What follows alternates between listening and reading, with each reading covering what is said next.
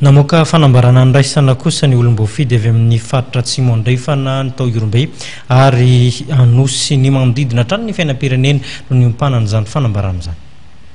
Manohana ny anatanterahana ny fampihavanam-pirenena ny olom-boafidy avy any faritra atsimo andrefana, Iorombe ary anosy.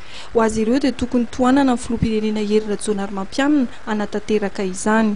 Izahay olom-boafidy toy ny solombavambahoaka ben'ny tanàna sy ny mpandraharaha ary ny mpitarika fikambanana avy amin'ny faritra atsimo andrefana, faritra Iorombe ary faritra anosy izay soloina tena ireto dia manohana sy mankahery ny filohan'ny Repoblika Madagasikara Hery Rajaonarimampianina sy ny gouvernemanta tarihiny Premier Ministre Dr Coly Roger manoloana ny toejarahanpirenena misy ankehitriny tsapanay fa voalohany efa hita soritra ny ezaka atao momba ny fandriampahalemana eto amin'ny tany sy ny fanjakana. Faharoa, mila fitonina ny firenena hiatsena ny asa fampandrosoana ho fanatsarana ny fiainam-bahoaka.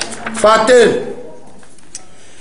efa tafavelona tanteraka eo anivon'ny fianakaviam-be iraisam-pirenena ny firenena malagasy. Noho izany avelao hiasa ampahatonina sy ampilaminana ny filoham-pirenena Hery Rajaonarimampianina sy ny gouvernemanta tarihiny Dr Coly Roger.